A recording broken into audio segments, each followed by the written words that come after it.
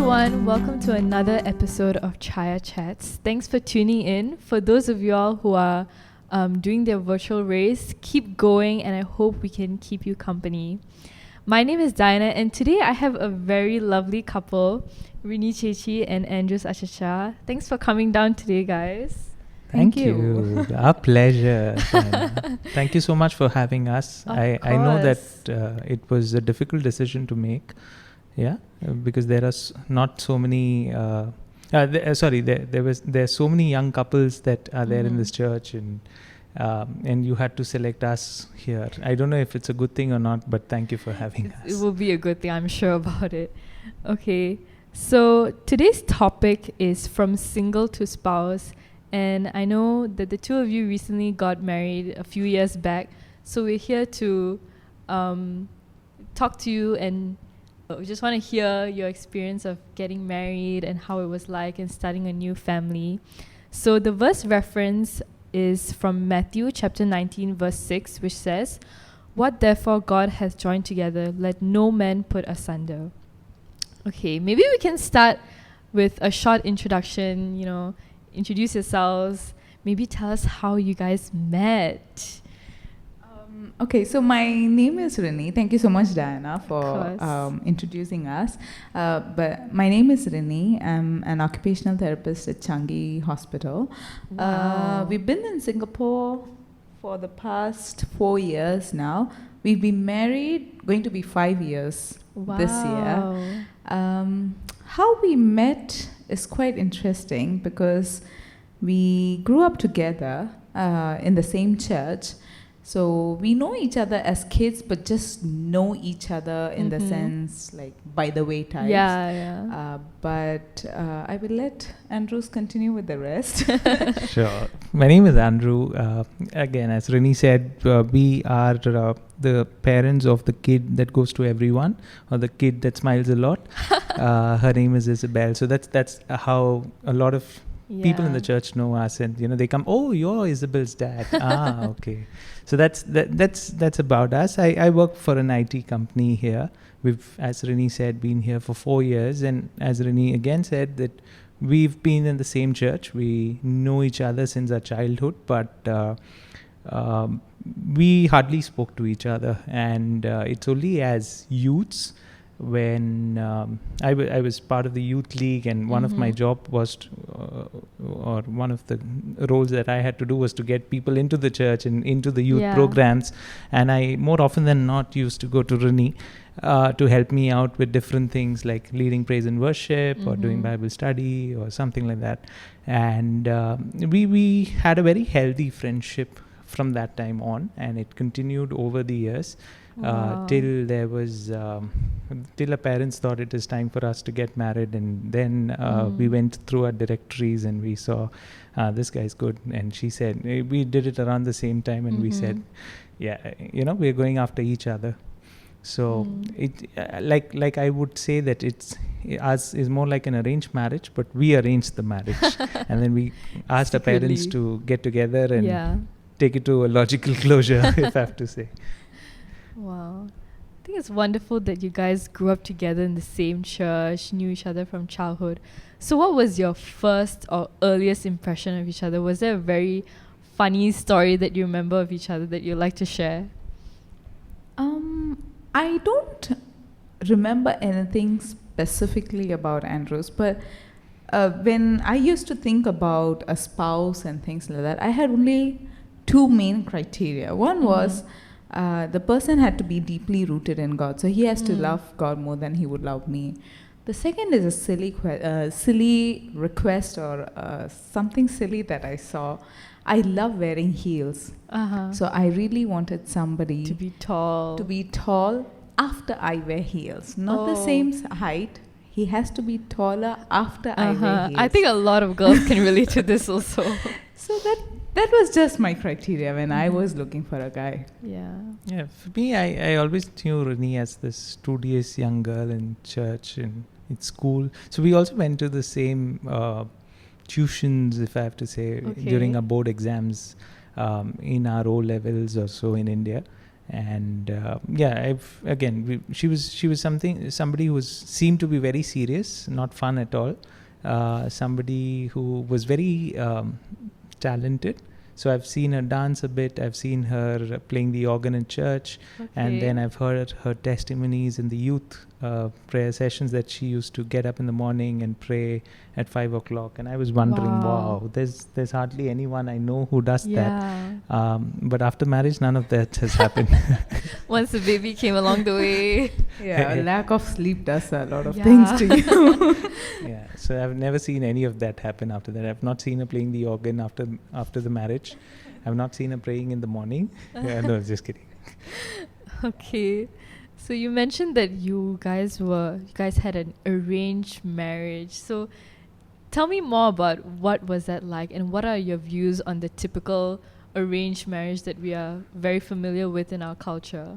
Oh, that's a very interesting one that we had. As I said, so there's this concept in the Malayali concept, or rather an Indian thing, that in an arranged marriage concept, your parents have a more than big role to play in the decision of who is to be your spouse, and it is about families coming together, and the comfort that the families share amongst each other is very important.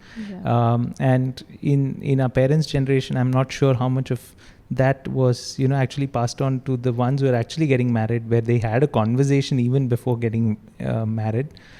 So for us, we are not extremely progressive and not extremely regressive either. We sort of as Rini said, her criteria, for me, one of my criteria was I wanted somebody who knows the Lord and shares the same burden as I would, and somebody who would handhold me throughout the entire journey that is ahead of us. And that was a key criteria to go with. So it came naturally in that sense. And there was a lot of pressure at home, I believe unnecessary pressure at home of getting married after a certain age. And as a boy as well, I got that that hit from 26 onwards. My parents, once they saw me your degree, after my post-graduation, I've got a job, I'm doing well, I'm settling in, they wanted me to get married as quickly as possible. And I used to dread coming home after work, and they used to put these proposals of random people I didn't know. And I still remember, getting very upset with my parents that, I'm just 26, I'm just 27. Please give me time. Let's not rush this. And I saw none of my peers getting married at that time, and my parents were all after me to get it done. And they have their reasons to do so. And around the same time, I was just going through all the friends that I had. And one thing that I completely detest is that in an arranged marriage concept, I need to go to somebody I don't know or barely know. I need to interact with their family, have this awkward moment where the girl comes to you and you have to decide whether you want to get married to her. Of course, you can have a conversation after that. You can go out and maybe talk once or twice, and that's it. Then the parents will, in India, they would say, now you have to decide whether you want to get married to her or not. And I just feel that that's not right. That it's too early for couples to commit to somebody they don't know, and a generation before us may not even realize, or they may not appreciate what I'm trying to say as well. They may not even agree to what I'm trying to say. But I completely detested that idea. And there was one thing that I wanted, was that I marry somebody I know. A known devil is better. No, just kidding. So that's how Rini happened. And then we spoke to each other, and we sort of agreed upon just one thing, which is that she was in US at that time, I was in India, and I told her that if we have to take this ahead, that our parents have to agree and they need to be comfortable with it. And second thing is that I do not have plans to migrate to US. Is that okay for you? And she had done her master's there. She's invested heavy. She's doing well there as well. So for her to come back to India was a big decision. And that's something that she openly accepted, or readily accepted, because she had her own school of thought around that, which she may want to cover. And we just agreed to get married. and we told our parents. Our parents had reservations because we were in 2 different places and so on and so forth. But the parents got together on a Wednesday of a week. I was not at home. Rini is in US. They were men on a mission. Okay, he said yes finally to a girl, and her parents were like, we have to get this done. This girl has to be out of our house as quickly as possible. So they were very, just want to get rid of her. Yes. absolutely, they were hell bent on getting us out of the house, or just getting settled, or I don't know if it was sadistic in nature. I'm just kidding. And they met on a Wednesday, and on that same week, so the parents agreed that we'll get them married. The dates, they already started discussing dates and so on and so forth. So me and Rini have always interacted as friends. And when she was in US and I was in India, we used to have conversations on practical Christian living. Okay. Or we would have nothing to do with, hi, how are you, how's your work, nothing on no small talk. No small talk. It's all this, like we deep have theological questions stuff. that what do you think about this, or and we used to, that's the conversations that we've had, and then that's how we were comfortable with each other. Parents, on that Saturday there was some office work, and I went to office, and I came back on a Saturday, and I asked my mom, where's dad? And she said he's gone out somewhere, and which is very like my dad. He hardly wants to be at home. And after some time, I was having my lunch, and my dad calls me, and he tells me, nee evada? So I said, I'm at home. Endu patti? Alla njan ivide hall book cheyan vanna. Oh my gosh. Okay, so this is September last week that they've met, and the day I'm talking about is October. It's already October, maybe 1st, 2nd or something. And ഞങ്ങൾ hall book ചെയ്യാൻ വന്ന. So I'm like, what? Well, what are you talking about? I mean, I and Rini have not spoken anything. I mean, take it slow. You come back. We'll discuss. No, Rini de papa yudanda. Rini ki problem illa. Then kenda problem. Oh my god. And I was like, oh, okay. So Rini is into this as well, and she didn't tell me. And I was I said, Papa, you come home. Let me and Rini talk once, and our agreement is that our parents need to be comfortable, and then we will take it ahead. So we've not had any conversations around this. Prospect to a bride is is a long journey in itself. And our parents tell us that, I mean, and then my dad tells me, I'm achchane inna raalve poi kandu, achchan aa date il free aana. 29th poi kazhinju, which was a Saturday. So that's like prime time slot. That's gone. There's a Thursday. There are only 3 days that a Marthomite can get married here. Monday, Thursday and Saturday. So there was a Thursday available, and that's like, that's the only day available in that holy week. Or I don't know what they think about it, but in the Christmas that they had to get us married by the end of the year. That's their target, and it's October. The end of the year. Oh, and that's October that we're already, that same December they want us to get married. And I said, the caterer is also here. He's also free on that day. So I said, Papa, what are you talking about? You come home, let's talk. And I was very angry at him, and I texted her, and I said, you guys spoke about a date. You didn't tell me anything about it. And it's late in the night for her. And what happened at your place at that time? Yeah. So when all this discussion is happening, it's maybe the early hours of US. So imagine you are living alone and your parents are back home, and then if you get a phone call at say 5 o'clock or 5:45 in the morning from your dad, it is usually a very bad news, like, Oh my gosh. So in my deep sleep, when I see this, I'm like, why are they calling me? They know it's my like sleep time, right? I pick up and my dad is like, Mole, nee 27 December na free ano? Huh? At this point, it's your parents' wedding, not yours. So I'm like, free ano? And then ഞങ്ങൾ ഇവിടെ hall book ചെയ്യാൻ വന്നിട്ടുണ്ട്, just നിനക്ക് leave കിട്ടുമോ ആ ദിവസം? And in my head I'm like, you ruined my sleep for this, like, So I said, in my sleep I just said, okay, and I kept the phone. And then I get up in the morning and I'm sitting on my bed, I'm thinking, did my father call me in the morning just now, or was it a dream? And then I see Andrew's message and he's like, how did you decide the date without me? And I'm like, oh, the date is fixed, is it? Like, and she said, so are we getting married? And question mark. This is so hilarious. In the evening, Oh and my we have to make gosh. sense with this now. And so Achan is blocked, everybody's blocked. So it's too late in the process for us to even say no. And then in 3 months, we have to be soulmates.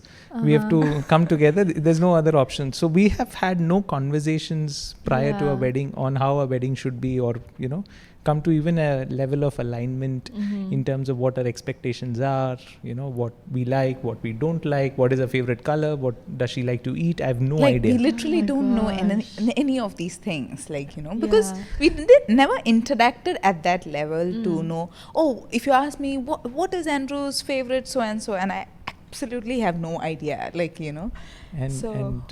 And I had bought a new house, and I was shifting to a new house in November. So there was, renovations going on in our new place, so that we can shift some time before this year. So my dad was very clear that we shift to the new house with the bride. Yeah. and sometime at the end of October, my dad was not feeling well, and he kept on having a series of issues. His health issues, so much so that it was quite serious, and he was losing a lot of weight. There were speculations of what it could be, so they were testing every week. We were changing doctors every week. We had, our house, we had to do a housewarming before the wedding, because we wanted to ensure that, we have the new house in place before the wedding happens, so that we can accommodate all the guests. So that was in agenda, and we had to get married, and we had to prepare for all our wedding card. We had to prepare for our dresses, all the shopping, call That people. is a lot to do. In 3 months. Usually people take like a good year to plan a wedding, but Yes. So you guys pull it off in 3 months. Yeah. So when the date got fixed, I woke up in the morning. I'm like, okay, and then I come to work, and I'm telling my friends, I'm getting married. So they're all like, Yay. oh yay. So when is it? December. And I'm like, just jabbering, and I'm being so nervous and this and that. And I'm like, I want you guys also to be a part of it, but I'm not sure if you could make it. And they're looking at me like, why do you think we can't make it? I said, it's December this year. They said, December this year? Next to impossible. We thought you're talking about December next year. It's like, no, that's why I am getting so nervous. So it was just funny, but it was also not tragic, but it was filled with a lot of interesting things, Papa's, as in Andrew's father's health, and at one point we even decided if we have to postpone the wedding. I asked him, you're not well. We need to focus on your health. The wedding can happen whenever it has to. So he said, no, it has to happen this month, and there's no delay in this process. So we are jumping doctor after doctor, and we are doing it. I am not getting into the details of the story. Our podcast will turn into a movie and into an Indian movie. But long story short, he had a tube on during our wedding. He had lost around 20 kgs by the time we got married. Somewhere around December is when I decided that my dad cannot move, and he can't do anything about it. And that's when I suddenly realized that I need to start taking decisions. I'm like the head of the house, because my mummy is looking to me now what to do, and I am not trained for this. It's always been Papa runs everything, and I just manage my own work in my life. And at that time it was so chaotic that I had to call so many people at church. Our wedding had around 1,300 people who attended the wedding eventually. People. Wow. Half of them we don't know. and just like MTYF announces a program at the end of the church, we just got our wedding cards, and we started distributing left, right, and center in our church. To anyone.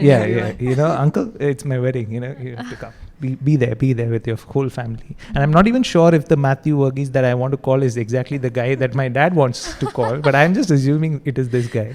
And I saw his photo in the family directory. Yeah, it should be this guy. Yeah, this is the guy. Take that. And our dates were the same, and we were in the same church, so people never expected that we would get together. That's another thing altogether. Rini is in US, Andrew is here. they can't. It didn't match. Yes. So our friends also were not able to comprehend. How did this happen? This is not. How did we come together? It was not. It's funny because when he was distributing cards in the church, my mom was also distributing cards in the church, and then this auntie, when my mother says my daughter is getting married, it's on the 27th December, the auntie says, "Oh, I don't think we can make it. Andrews is also getting married on 27th December." And my mom is like, "Did you see who the bride is?" Did you read the invitation? Yeah, so it was just a bit funny in some sense. Yeah. So I mean, so much so on that day that my dad had to go for his medical appointments on the day of wedding, and this is really funny, and I had around 10 to 15 uninvited. I mean, guests or family members, close family, who just decided to drop in on that day. Okay. So we had made no provisions for their presence. No accommodation is arranged for them, and 10 of them, a whole 2-3 set of families have come into Mumbai, into a small house that we had. So it just threw up plans because we had a plan that this will happen or that will happen, that none of it could happen. So my sister got busy taking a few guests at her place. Some relatives went to my old house. My house is full of people who are coming in for lunch and so on and so forth. So our wedding was at 4 or 4:30, and our lunch is going on. We have guests coming in. Must have been chaotic. My dad is not well, so my gosh. mom is taking care of my dad. She's feeding him in the tube with a liquid diet. So she's busy with that, and at around 2:30, I was in the kitchen and I was helping out people with the dinner. They didn't know where the plates were. The wedding is at 4:30. So this is the same day, 2 o'clock or something. I'm in the kitchen. You should be getting ready. Yeah, I was wearing a black t-shirt. I still remember, a black t-shirt and black shorts, and I was in the kitchen and I was helping out. So there are different people. Oh, mone nee ready aanille. Uncle idu cheyan aru illa ivide. Oh, okay. They want to help, but they don't know where it is or how they can help. So at around 2:30, the camera guys come in and they want to click shots of the guy. Okay, and I'm serving juice to the guest. I'm getting water. Achin has also come home, by the way. Oh my God. Guest Achin has come in. He's there in the hall. Everybody's there in the hall. They've now used that Andrew is busy, and there are people getting ready in our rooms. So there's no place that I can go and get ready. So they've accepted defeat. And at 2:30, the cameraman comes and asks me, "Mone cherkan ennu vilikkan, njangalku photo edukkanam." So the Achin said, "Even aana cherkan." And I'm, "Mone ready aille. നമ്മൾ photo എടുക്കണം." And they can't understand. They're not able to comprehend what next to do. They're not prepared for this. They're not trained for this. I said, "You go and have lunch. I'll go and get ready." So that's when some of my uncles decided, oh, it's getting too late. The guy has to get ready. And both rooms have loads of people getting ready. And that's when my uncles are shouting, "Mone, avan ready aana, ningal poyilelum kodapilla, but he has to be there on time. Start, clear his room at least." So that's when I saw a parade of ladies moving from one room to the other with blouses and saris and all, running from one room to the other. And then I entered my room and I saw piles of luggage kept around my bed and around my wardrobe. So I'm not even able to take out my coat from that or any of the things that I planned to. So what I did is I just tried to move something aside. I took my coat and I wore things that I didn't intend to wear for my wedding. The shoe, I couldn't find where it is because I can't open that door. So I just found the shoe that I have. I wore that one. And so after Achin comes and blesses me, and I was going, you're not planning to wear that? I don't know where it is. And so they rush, they throw the luggage here and there, they go and pick it up and put it on me. So there's actually a photo where I think it's I have to see it. Yeah, it's literally in front of the house where they are about to enter the elevator, and I think it's either his cousin or his sister is putting the brooch. So you know how in wedding photos they would typically stand in a position to show that you're dressing the bride or the groom. This is like they've forgotten and they're just doing it on the way. Like It was fun. Yeah, it was Wow. it was just taken on the go, played by the ear sort of a wedding. But our friends took care of everything. Everything fell into place by God's grace. The moment the service started, I still remember there was this sense of absolute peace. I was not, my mind was not cluttered. I was focusing on every word that was being said, and there's this overwhelming sense of gratitude to God, to all the people who we love, who is making that happen. And in almost the entire service, you can see me crying, and Rini smiling on the other end. She's just enjoying. They say this. opposites attract. Yes, she's just enjoying. She doesn't care, and and half of the photos, our wedding photos, we've never done a video is because I'm just crying there. How during the whole service, and Rini is smiling, and that's how it is after the wedding as well. Oh, stop it. But yeah, actually, I think. For me also at that time, somewhere when we were about to enter the church as well, my head suddenly became so blank because I had no idea what I was expected to do. And usually you would have like a rehearsal or something like that. And that's when our friends, they had organized everything so well that I literally just had to follow this person who's telling me, you go in first, you stand near the entrance, then when I tell you, you enter this way. So he literally told me the path, and he said which chair to sit, like the right or the left. So, I mean, we are thankful for such friends, because if it hadn't been for them, I think, at least for me, I would be so lost and confused, and like that mind would have blanked at exact that moment. So I think when the service started and the songs that we had chosen, they just fell in place, and we at that moment we were just glorifying God for this whole union, like how it just came together. Yeah, It was. that's wonderful. And we've not met each other in 5 years, so there's this time that we had to meet before the wedding, and it happened at the ring. We had to buy rings, so we decided we'll buy matching wedding bands. Okay. So we met. We wanted to meet each other because my dad is not well, and we had to shuttle between home and the clinic often. We dropped a meeting that both families were planning to come together and have a meal, so that didn't happen. So we both met at the jewelry shop for the first time. So it's I First still time remember. in 5 years. First time in 5 years we meeting each other there, and I was telling my friends in retrospect that it was something like I ordered something from Amazon. I'll just see how it comes. I've just seen her photos for 5 years. I don't know how she looks. I have no idea. Unboxing it for the first time. Is it even the photos that are recent?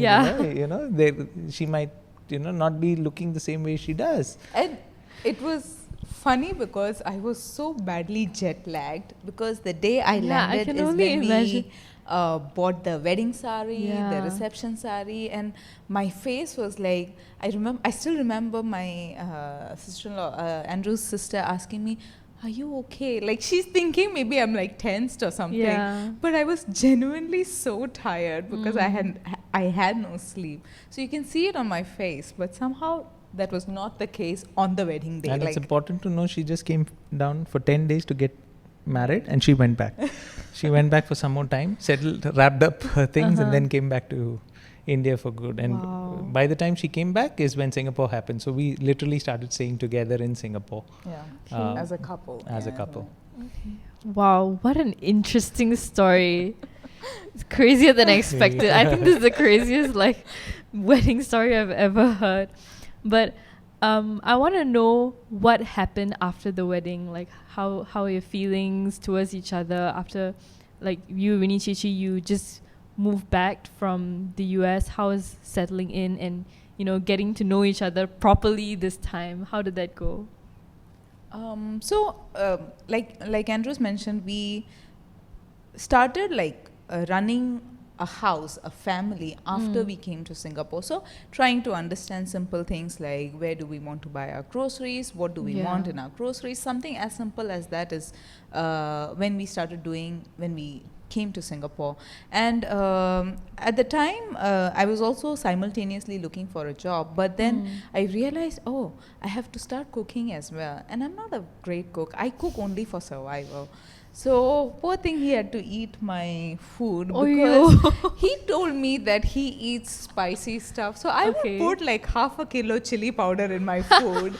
Half a kilo. Oh my god. Just to, please him. And he's Uh-huh. like, I like spicy, but that doesn't mean you have to burn my tongue. Like, So I had to like learn through trial and error. But that is where I think being friends help, because when it came to giving feedback too, he was very objective about it. He's like, maybe you try moving this, like maybe add this in your food or do this, like, that kind. And he was, I mean, in a typical world, I think you would expect your husband to be like, oh, you cooked for me, you're so good, like, that kind. Like But the movies. he actually helped me change my cooking style and try to understand what exactly he's talking about.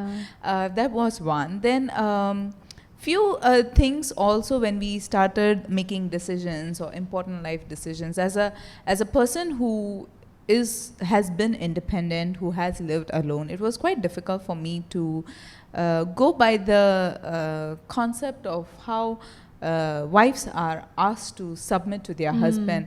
And this concept was a bit like, I knew about it, I thought I could do it, but when it actually came to it, it became so difficult. And I needed a lot of prayer to understand what the Lord was trying to tell me. So I realized like a lot of internal reflection helped me understand that just I have to do exactly what the Bible says, that is submit to my husband's will, knowing that he will take care of me and he loves me equally too. So that was personally a challenge for me, which I think helped me with a lot of prayer and meditation, and the Lord trying to open my eyes to small truths which are important in a married life. So I think for me, there was this sense of peace that sustained after that wedding as well.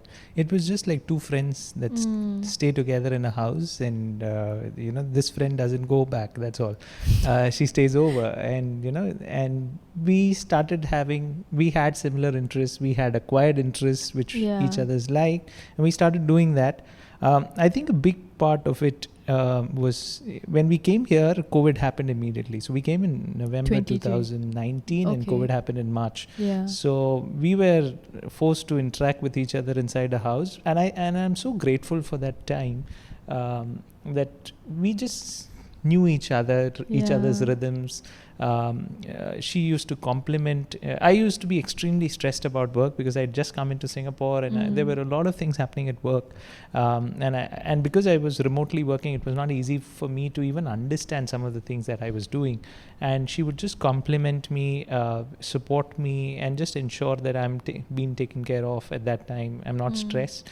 And we then used to go out for these walks in the evening, and that used to go for 1.5 to 3 hours, that we used to just go for a stroll. We used to talk to each other. We would be listening to messages or Bible studies that we were part of at that time, and we just enjoyed that time so much so, and it was healthier for us. We started losing weight, and it corresponds to the time that Rini was cooking, and I lost around 20 kgs from the time I came into Singapore to, and our parents were like, he's gone.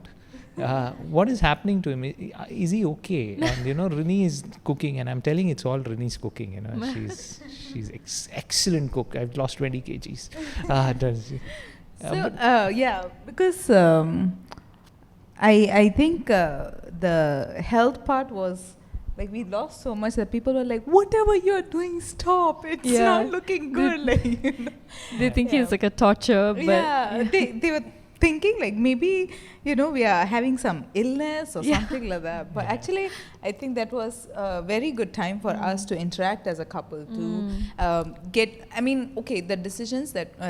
discussions that we had prior to marriage on theological things was even more fruitful when we would go on these walks, because we are putting earphones on either ears and just listening to the message, and then if something feels odd to us, or if he has something to discuss further on it, we would talk during our walks. So I think that was a wonderful fruitful time that we had, actually. I love how your marriage is more of a friendship, like what you said, you give feedback to each other. And I'm really amazed how God brought you guys together, especially during COVID, you know, where you had time to really get to know each other and make up for all that time where you guys knew nothing about each other. Absolutely. And I'm sure, like, even as being friends, you guys are bound to have challenges and disagreements, especially when both of you guys are working, you know, busy with your own lives. What have you guys found to be helpful to solve those disagreements and those conflicts? I think it goes back to what your philosophy in life is. Why have you even got into a marriage, and what is that the cornerstone that is, you know, binding it together, or that glue that is binding it together? And we both are clear that God has brought us together. I mean, the last 15-20 minutes we've just been saying that how things didn't seem appropriate, but God just putting things into place. So we agree on the fundamentals of being together and marriage as a whole. I don't think we have an issue to submit to each other, work with each other, and that doesn't mean that our wedding has been perfect or our marriage has been perfect. We've had disagreements, but that is to do with things that do not matter. You know, how I like things on how she likes things in the house, and how I go about spoiling it. You know, these things are the ones, and you know how she's obsessed about certain things like that, and I'm not. Those are the things, and they're very trivial if you look at it, and that really doesn't disturb our marriage and the core fundamentals that are built on. At the end of the night, we both come together, kneel before God, and we just go out, you know, just apologizing to God and to each other in prayer. It may not happen in person, but during that prayer, that we go into complete repentance, and we just ask for forgiveness for each other. And the next day we're back as we were the previous day. And again, a lot of it has to do with what kind of fights are you having. If you're fighting about something or disagreeing about something that is fundamentally you don't like it, or you know, and the person compulsively moves towards that direction, is where you have friction. We don't have that. You know, I think we both adjust to each other's way. Not that we agree to each other in more cases than not, but there's a lot that of helps. Compromise. It does. Compromise does help, but it's also a happy compromise. It's not that I'm losing out something compromise. I'm happy to do it as long as she's okay and it makes her comfortable. And again, a lot of it has to do with the kind of people that we interact with during the week. We ensure that we will, as we said, you know, we'll be listening to messages in the morning. We will be attending Bible studies. We will be attending, talking to people, meeting them over, having a fellowship meal. But in each of it, we realize that, you know, these conversations keep in check. And I think we hold each other accountable when we fall. And it can be quite naggy to an extent, but we keep each other in check. You know, I've not seen you praying for the last 2 days. What happened? Is all okay? Or, you know, there are certain things like, you know, you don't want to go to the church. What happened? What's wrong? Or you don't want to attend the study. What happened? Is all okay? So I mean, these are the things that we realize, that we keep each other in check, and there's nothing that really matters. I mean, that nothing, it's all trivial, the things that we disagree on. So that has helped for us. But I also understand that it is not true for a lot of families as well. And that's where I come back to the philosophy of life, that if you're centered around Christ, and Christ has given us a beautiful example of bringing a metaphor in terms of marriage and in terms of him and the church, and how does the church that needs to submit to God, and what has Christ done for the church, and you have to place yourself into those categories. That's when you realize that Rini submitting to the husband, or me taking care of her just like Christ took care of us, is both impossible in that sense, and difficult to comprehend and understand. And it's difficult because our rawness, our sinful nature does kick up in, and you know, we have those issues that we have, but they are not something that we struggle with, really, to be honest, on a day-to-day basis. It's just something comes, blah, blah, blah, blah, and it goes the next day. We're fine. Okay.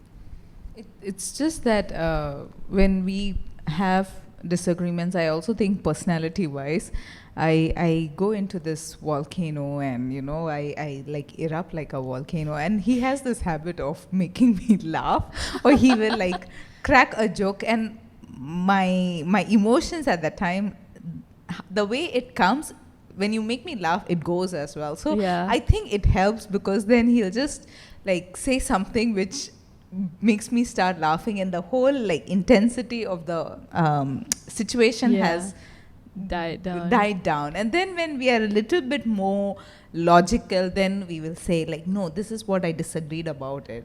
That's why I got angry. Or he will say, maybe you have to do this, like, so then that's where once the intent. So I think it really helps that Andrew's by personality is like, at that time he will not react, he will just try to distract you by things. Unfortunately for me, I don't try to sit in that emotion for too long as well. So I think it helps that it diffuses the system, the whole situation, and then we are able to talk about it more logically and solve it through discussions and things like that. And I think we reason it out as well. We tell why we think or why we did certain things or say certain things which the other person felt bad for about. And I mean, not always have, at the end of that reasoning, have we agreed about each other's stance, but we've just chose to, okay, it's okay, never mind, let's move on, and it goes away. And again, that's the thing about love, that you don't really hold account of all the wrongs, or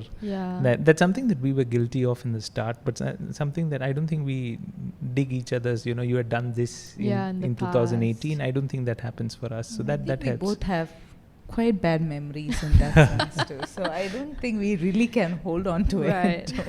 It's just too difficult. And since the kid has come in, it's all the attention has been on the kid. So that helps as well. So now, since you've just welcomed Isabel, like not too long ago, over a year ago, how has that changed your family dynamic or like your marriage as well? I think a lot of our energy when we are awake goes in taking care of her, in spending time with her, and we are so intensely into that, committed into that action, that at times we forget that we are there. We are in the room and we forget interacting. So it may be the whole week I've not spoken to Rini, and so there are, and you would find it odd that we would call each other often, even during the day, even at work, and we'll just say, hey, what's up, what are you doing, what did you have for lunch, how's it going, and we just catch up during that time. But once we are home, we are with Isabel, we're talking to her. We nowadays we try to make it a point to switch off our lights at 9:30 and get into the room, we play with her, we pray together, and then we go to sleep. And that during that time, our interactions are together as a family. It's not that I interact with her, but when do I interact with her is like this, that we are away from home, we are going out for grocery shopping, we'll be talking. Again, we stay in touch, but it's not the conventional way. I want to say that, we go out for date nights and stuff like that, but we don't. We really don't. We feel bad not taking Isabel along. So, because on a day, if like now also while traveling together, we are talking about her, so then we feel very bad that our child is alone at home. She's the third person in this marriage. She is. So, with Isabel too, when I was pregnant with her, like for us as a family, we our only desire for her as a parent is, of course, I mean, all parents want their children to be successful and things like that, but I think we earnestly desire for her to know the Lord. So then we do try as much as possible to inculcate this through our practices. So like, for example, simple things like right before our meal, we pray. Right. So initially, of course, she doesn't understand this concept, but then we would join our hands and sit there, and our eyes is like open to see what she's doing, but we would say the prayer. And now each time, the moment we have food out, she will come, either if she's if she's also having her meal, then she would sit on a high chair, or she would come next to us, and she'll just, put her legs together, join her hands That's too. so cute. And then she'll wait for me to finish. And then when I say, in the mighty name we pray, so initially she knew it is something to do with So amen. So the men was not coming. So it would turn out to be appa. So I was like, oh my goodness, why is everywhere there is appa? But then after some time now, it is amma, because it's not amen, it's become amma type. Yeah. So, I mean, you'll be surprised how kids pick up on, we think they don't understand, but maybe they really don't. But the practices, the consistency of doing it again and again, they just know at that time, this is what we are supposed to do. And I think this is what is important for us to do as parents too. Yeah. I think it's very important to inculcate these values in children when they're young. They say children are like sponges. They Correct. absorb everything very Correct. easily. Absolutely. Yeah. Correct. Yeah. Very true, very true. Yeah. And the funny thing about it is that the grace is usually like a minute affair, so it gets over. So she's very obedient. She will put her hands together. But when we have a family prayer in the night in the room, it's relatively a longer prayer, and she will just be distracted. So she'll start like this, and this is not ending anytime soon. So then she'll go around play, and she'll be doing her antics, and then in the mighty name we pray. And wherever she's there in the room, we hear an appa or something, amen, or whatever she says now. How lovely. Okay. Could you guys share any advice any advice you'd like to share for someone getting married soon or starting a family soon? Stay away, stay safe. Stop. No, just that kidding. sounds like the COVID, what the government tells you. Banner. Yeah. No, I mean, I'd go first. I think a lot of it has to do why you're getting into marriage. Why do you want to get into marriage? And what is your philosophy in life? If you have somebody who's tasted the Lord and you really care about being in the will of God or doing His will, then marriage is the most important, or one of the most important decisions that you will have in your life. And your partner will really show that. In terms of your decision will actually show what's your philosophy, or how do you think of faith in general, and that's where I feel that I mean this works for us, but it may not be for everyone. But what I feel is that if you are somebody who is deeply committed to the Lord, you should definitely look for somebody who is on the same level as you. So we call it equally yoked in Scripture. We should that's a very good way to start, and somebody who is marginally better or marginally lower than you, and that helps as well. Somebody who is extremely spiritual and you are not into that philosophy or totally into it, it might be okay to get into it because you want to get serious with God. So that does help, but it also comes at the risk of pulling the other person down as well. So that's something that they have to reflect and work out what's best for each and every one of them. And I think that is the core of the decision. I want to be honest on this podcast when I say that Rini was not my first choice. Okay. I as I said, I looked through the directory page by page, area by area. Tampines, pastor is to no, just kidding. No. What I'm trying to say is that I had this list of things that I'm looking out in a spouse, and the more when I was 25, 26, when my parents started pressurizing me, and I started praying about a spouse. I had a huge list. I had a long list of things that needs to be there, and it is no different from what most of our youths would have in our church.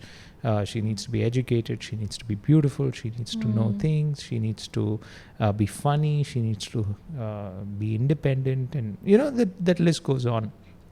And when I had to make that decision, Rini, and I struggled with God in that time. I was fighting with God before I even, went to Rini, or, we agreed to get married. At that time, we really, I really struggled, and I was meditating day and night over it. I was troubled, and I was running. I was like a Jonah who was running in the other direction because I didn't want to commit to what God wants me to have.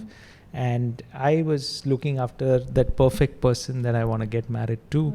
But I know that I'm going away from God. And I consciously knew that I was going away from God. And I was not happy, and I was very restless. And when I come to the Lord's presence at the end of the day, I was extremely disturbed, so much so that I was not praying for a while.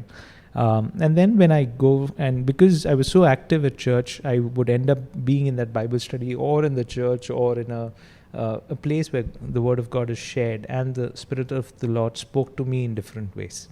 I mean, something as abstract as I remember the Genesis where God asks Abraham to sacrifice Isaac. There's nothing about love and marriage there, right? Yeah.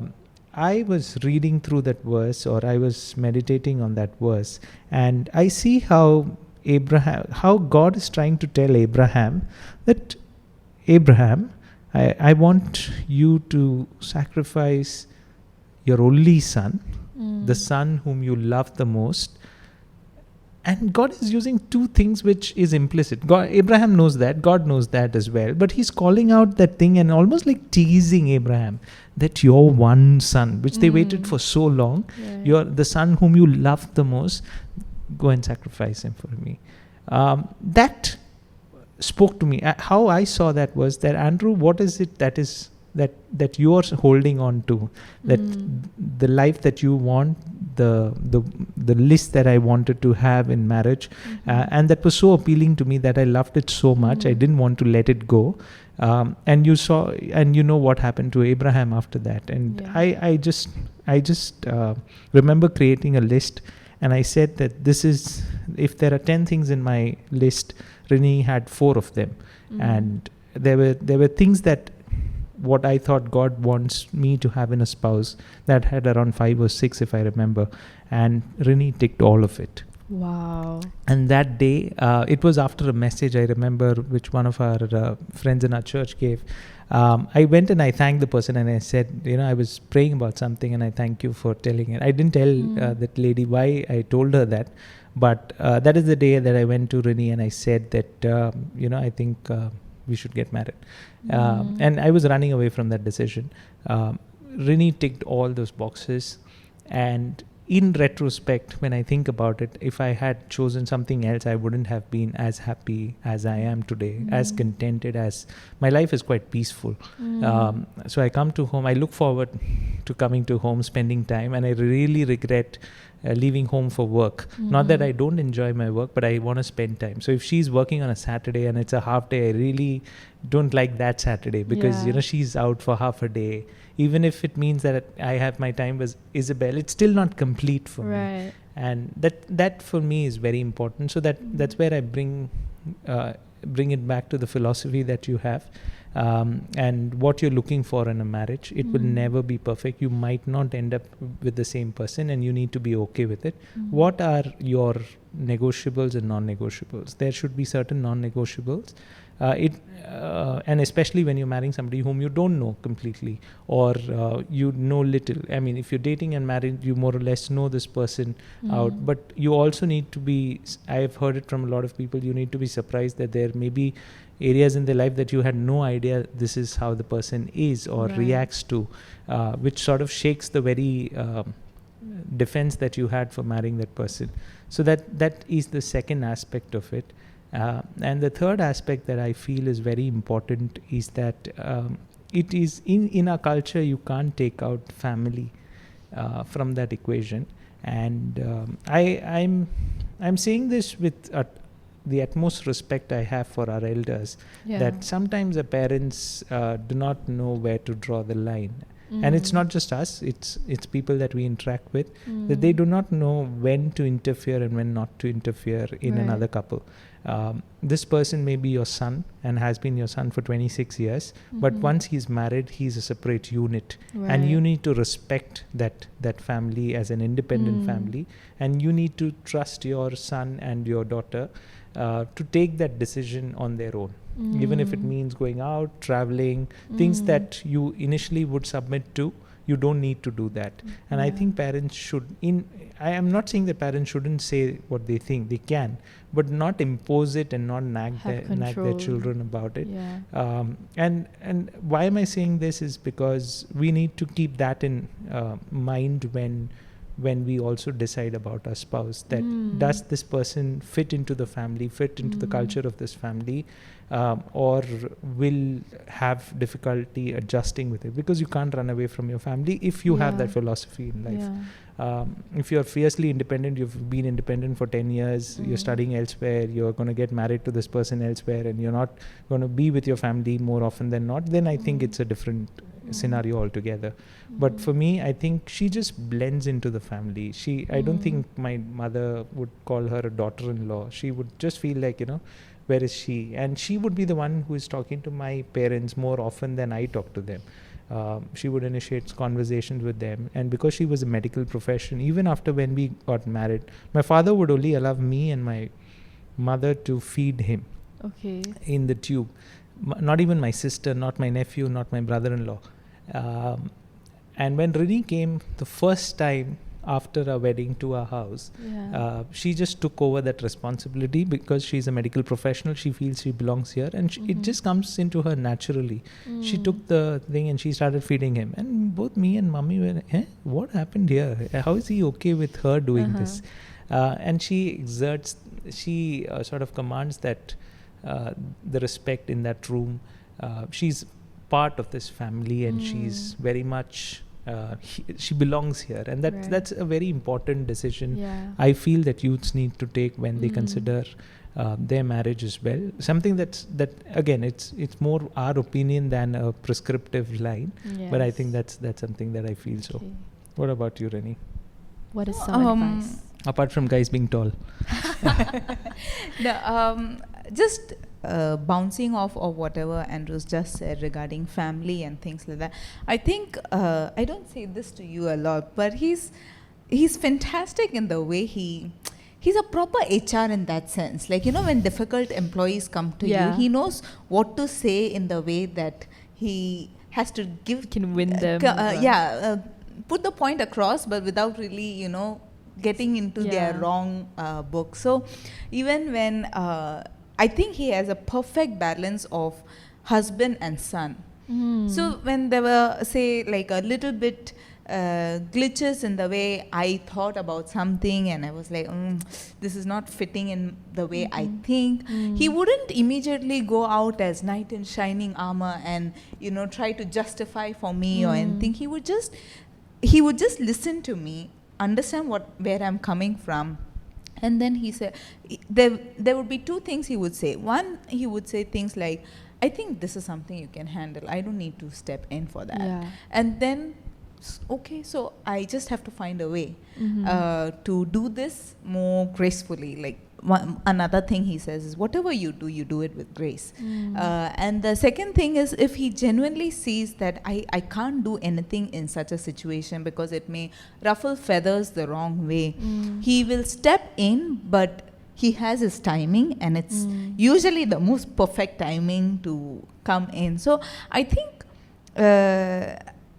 it's not an advice, but it's something that I feel could be a point of contention in a lot of families who have this, this decreased boundaries between where to have his own family as a unit while listening to the parents. Sometimes, I don't know how much it happens in Singapore, but back in India also sometimes the lines get so faded, and that causes more contention between the husband and wife and so on and so forth. But men should be able to have a good balance between where do they need to step in without really losing the equilibrium. So I really think Andrews is fantastic at that. Like, I think it just comes with a skill set, and I feel he does this at work as well. Somehow I've asked her to say this. I need to treat her a Starbucks coffee after this. Oh my God. So that is one. The second thing we were also discussing is trust. I think we trust each other in the sense that we know no matter what happens, this person will not do anything that displeases me or makes me question her or doubt her, and vice versa too. So he could be out at some function or something like that, and I'm calling not because I want to know where he is or who he's with, but I want to know if he's okay. So that's one, and vice versa too. So if say I haven't called for some time, he'll call just to say, have you left work? Are you on the way? Or like, are you safe, basically? So it's a very Indian thing to do that. Singapore you don't need to do that in Singapore, but it's a very Indian thing for us to do. So so we both have a set of friends, but he knows my friends, I know his friends, and I mean his field is such that there are more women too, and he has his own interactions with them too, but it doesn't bother me because I know he will not cross that line, and I can safely say you think that's of me too. No, I trust the guys. So I think trust is extremely important. And I think I'm not sure where or how would you build that, but when you get into marriage, I think that's where knowing if this is from the Lord will help you trust this person. Like in your head, no, we are in this marriage because the Lord brought us together. And I think that's where the trust also comes, because the Lord won't put you in any position that you don't want, that you can't handle. So the trust portion is very important. I don't know if I'm missing out anything else, but I think one more thing that, and I maybe would want to conclude with that, was that there's a purpose for bringing us together, that God didn't randomly bring two people together. He didn't place Isabel on our lap without a purpose. We strongly believe that Lord has brought us together to glorify His name, and maybe send us to Singapore for a purpose. We don't know what that is. We are still working our way through. Maybe we'll know it in a few years, but that has to be the goal. The goal. I mean, it's not void. You're working towards something, and there's this goal that your kids will still grow up, whether you're nice to them, you're spending time with them or not. They will still grow up. They might still be successful. They might still have everything that they need and be independent. But God has a very specific purpose, and that's the beauty of a Christian marriage. That God is there with you. He's, in our friends used to make fun of it, that our achans put our rings during the wedding. It's not we putting for each other or something like that. I'm glad they at least allow us to put them in, but no, just kidding. But that God is a partner in this marriage, and He is enabling this marriage. He is the wheels that is getting it run, and we're just sitting like on a Tesla car, and it is on.